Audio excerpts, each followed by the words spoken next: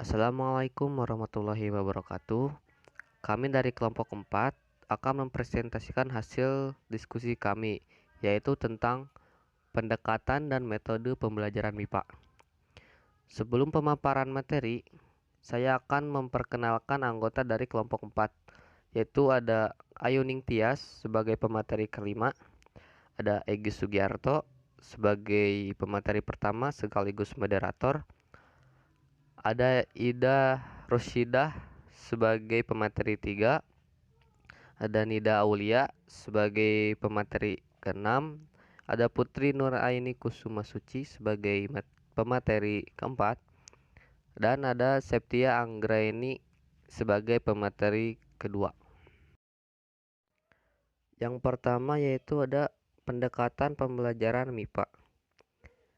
Pendekatan pembelajaran adalah cara yang digunakan oleh guru dalam menyajikan suatu materi yang memungkinkan siswa belajar untuk mencapai tujuan pembelajaran. Pendekatan-pendekatan yang dapat digunakan dalam pembelajaran MIPA antara lain sebagai berikut. Yang pertama ada pendekatan tujuan pembelajaran.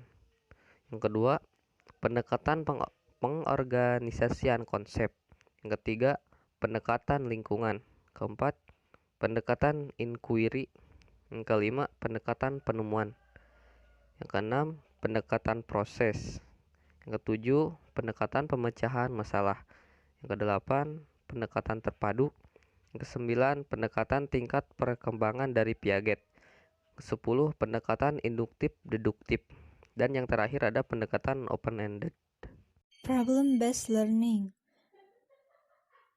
Menurut Gunantara, Suwarjana, dan Nancy Riastini, kemampuan pemecahan masalah merupakan kecakapan atau potensi yang dimiliki seseorang atau siswa dalam menyelesaikan permasalahan dan mengaplikasikannya dalam kehidupan sehari-hari.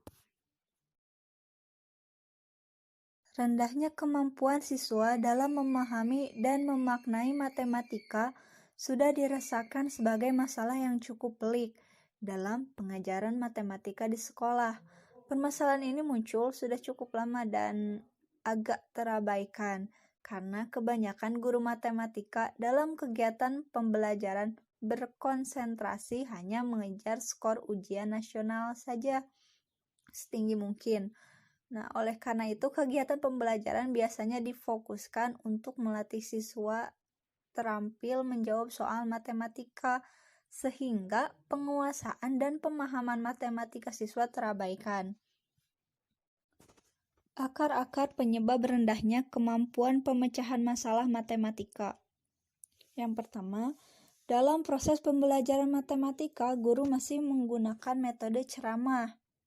Jadi, konsep matematika disampaikan secara informatif, sedangkan seperti yang kita tahu bahwa matematika itu bukan hanya tentang teori.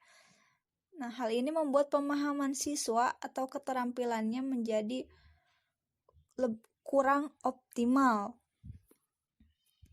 Lalu yang kedua, dalam proses pembelajaran matematika, guru kurang mendorong siswa untuk aktif dalam proses pembelajaran atau kurang merangsang siswa untuk berpikir kreatif, sehingga guru terlalu berkonsentrasi pada hal-hal yang prosedural dan mekanistik. Yang ketiga, sebagian siswa tidak memperhatikan materi pelajaran yang disampaikan oleh guru sehingga pembelajaran hanya berpusat pada guru tersebut. Yang keempat, guru kurang memberikan latihan soal kepada siswa sehingga mereka mengalami kebingungan dan atau kesulitan apabila menghadapi soal yang bervariasi.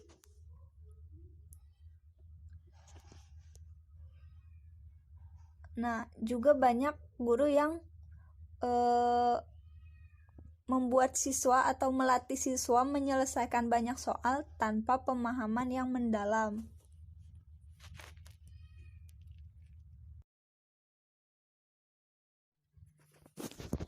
Problem posing.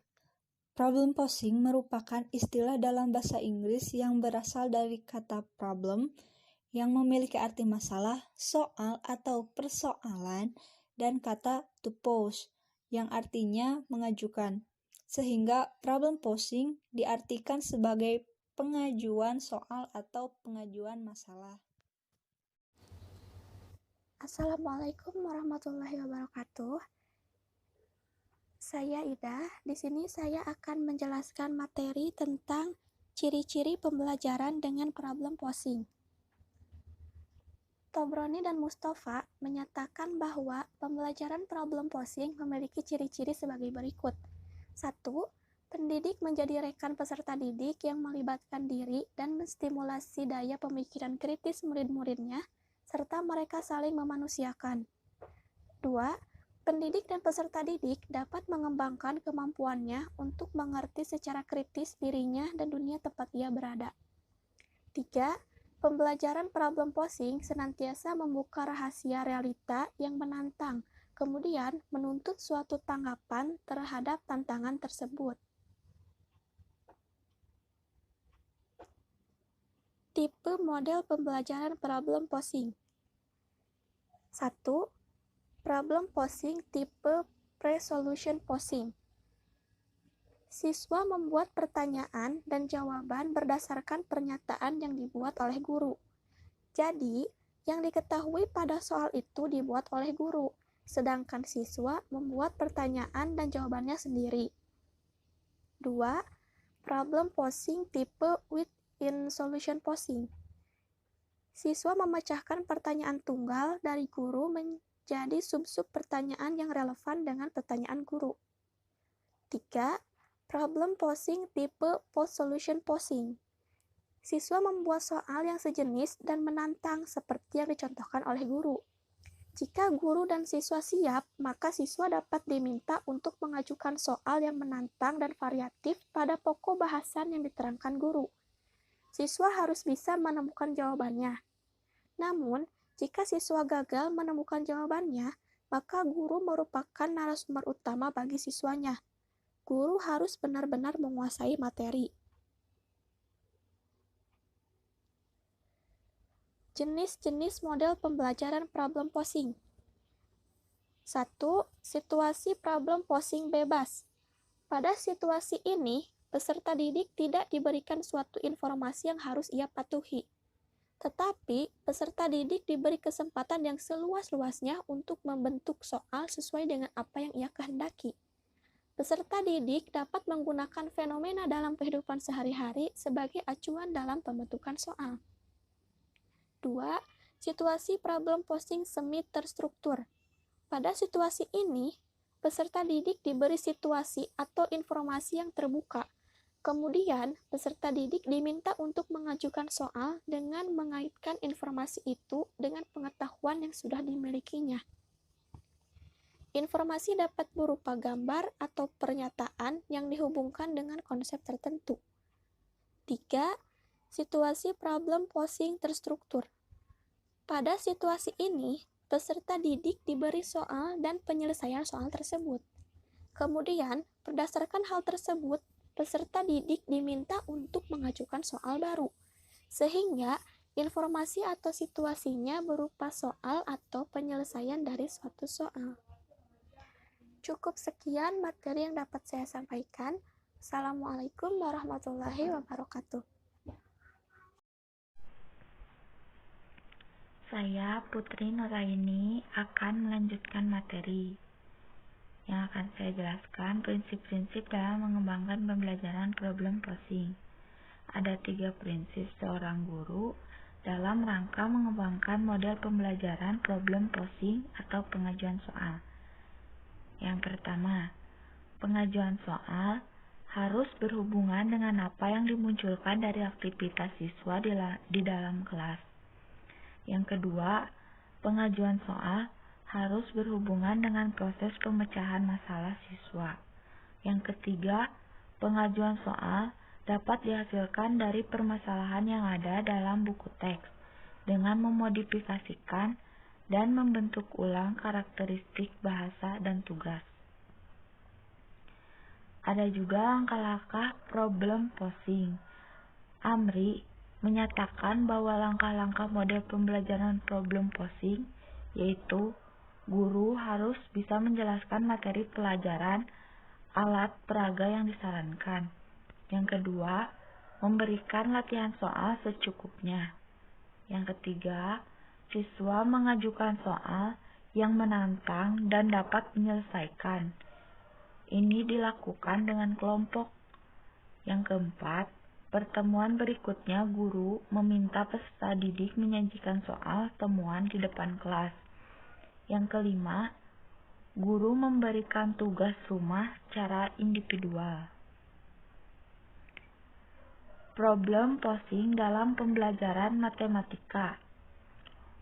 Untuk menggunakan model pembelajaran problem posing dalam pembelajaran matematika dibutuhkan keterampilan. Yang pertama, menggunakan strategi pengajuan soal untuk menginvestigasi dan memecahkan masalah yang diajukan. Yang kedua, memecahkan masalah dari situasi matematika dari kehidupan sehari-hari.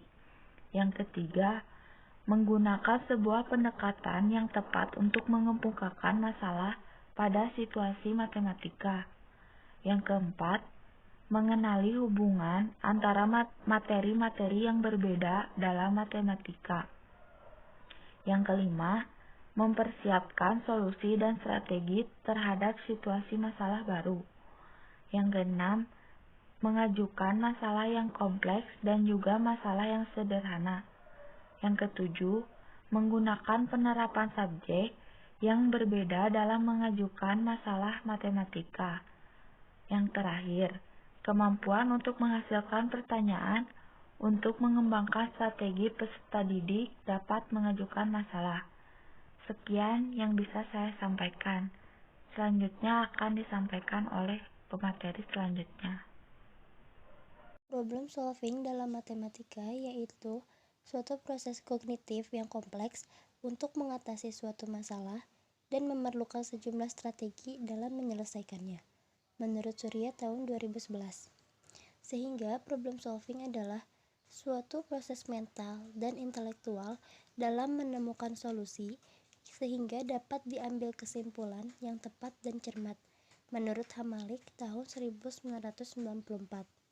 Apabila pemecahan masalah yang diharapkan tidak berjalan seperti yang diinginkan, berarti telah terjadi masalah dalam tahap-tahap awal, sehingga setiap siswa harus mulai kembali berpikir dari awal yang bermasalah untuk mendapatkan pemahaman menyeluruh mengenai masalah yang sedang dihadapi. Tujuan pembelajaran problem solving yang dinyatakan oleh Hudojo tahun 2003 yaitu sebagai berikut. Yang pertama, siswa menjadi terampil menyeleksi informasi yang relevan, kemudian menganalisisnya, dan akhirnya meneliti kembali hasilnya. Yang kedua, kepuasan intelektual akan timbul dari dalam, sehingga sebagai hadiah intrinsik bagi siswa. Yang ketiga, potensi intelektual siswa menjadi meningkat.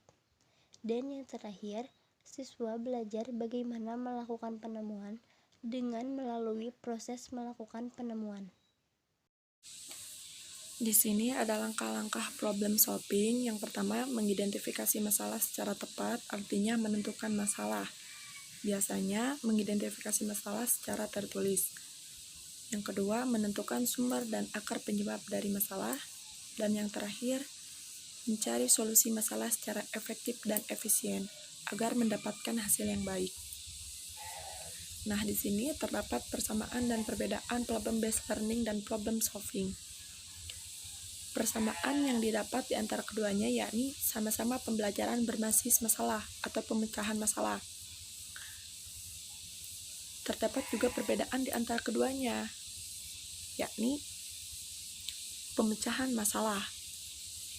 Pada problem-based learning, permasalahan yang didapat biasanya permasalahan yang nyata, sehingga dibutuhkan penelitian untuk memecahkan masalah melalui proses yang panjang. Sedangkan problem solving, pemecahan masalah dapat dilakukan dengan diskusi. Terima kasih. Cukup sekian pemaparan materi dari kelompok kami. Mohon maaf apabila ada kesalahan maupun materi yang kurang dimengerti. Thanks for your attention. Terima kasih. Arigato. Hatur nuhun. Wassalamualaikum warahmatullahi wabarakatuh.